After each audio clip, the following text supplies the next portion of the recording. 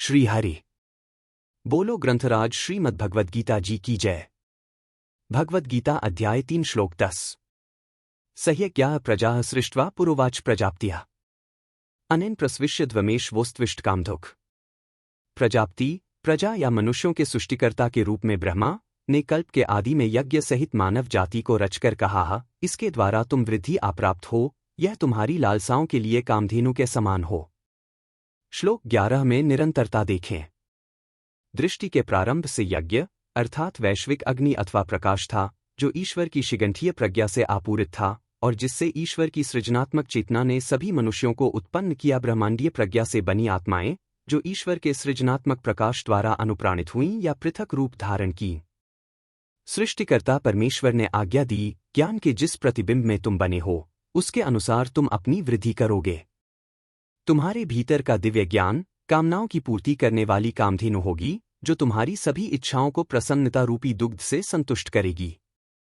आदिकालीन सृजन के विषय में बाइबल के उत्पत्ति ग्रंथ में लिखा है, प्रारंभ में परमेश्वर ने कहा, प्रकाश हो जाए और प्रकाश हो गया। इस प्रकाश में ब्रह्मांडीय प्रज्ञा, कूटस्थ चैतन्य कृष्ण अर्थात क्राइस्ट चैतन्य, संपूर्ण सृष्टि में ईश्वर का प्रतिबिंब निहित है। यह प्रज्ञा सृष्टि को धारण करने वाली है, ईश्वर की प्रथम अभिव्यक्ति है। इस अर्थ में इसे कभी कभी विष्णु या पालनकर्ता के रूप में प्रस्तुत किया जाता है। सृष्टिकर्ता ने अपनी दीप्तिमान संपोषणकारी शक्ति, प्रकाश और प्रज्ञा के प्रारूप में सभी मनुष्यों की सृष्टि की आत्माएं, जो पूर्ण ज्ञान के प्रकाश से दीदीप्यमान थी। मनुष्य में अंतरात्मा की वाणी के माध्यम से ईश्वर आदेश देते हैं, तुम अपने भीतर निहित आत्मा से उत्पन्न विवेक द्वारा अपना विकास तथा पोषण करोगे।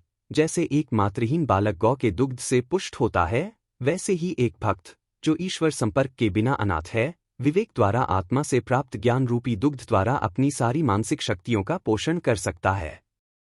मनुष्य में आंतरिक मार्गदर्शन के द्वारा सदा जीवन के भौतिक, मानसिक एवं आध्यात्मिक प्रत्येक चरण में स्वयं को मार्ग दिखाने की क्षमता है। यह एक महान सत्य है। मनुष्य की ईश्वर प्रदत्त क्षमता, विवेक का प्रयोग न करने के लिए मनुष्य गलती का पुतला है रूपी कथन एक सरल परंतु अमान्य बहाना है। योगी के लिए आंतरिक प्रज्ञा रूपी कामधेनु उसकी सभी आध्यात्मिक आकांक्षाओं को पूर्ण करती है। ध्यान के समय वह सूक्ष्म प्रकाश के यज्ञ की अग्नि के दर्शन करता है तथा भव्य आध्यात्मिक अनुभूतियों एवं शक्तियों को प्राप्त करता है, जो उसे आंतरिक आनंद से भर देती हैं।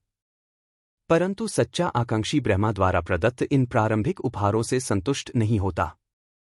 अंतर्ज्ञान के माध्यम से प्राप्त दिव्य ज्ञान के द्वारा दिया वह उन आत्मगुणों और चेतना की उच्च से उच्चतर अवस्थाओं को प्राप्त करता है और अंततः ब्रह्मा में मुक्ति के परम वरदान को प्राप्त कर लेता है, जो उसकी जन्म जन्मांतरों की संचित सभी इच्छाओं को तुष्ट कर देता है। बोलो ग्रंथराज श्रीमद्भगवद गीता जी की जय। जय श्री कृष्ण।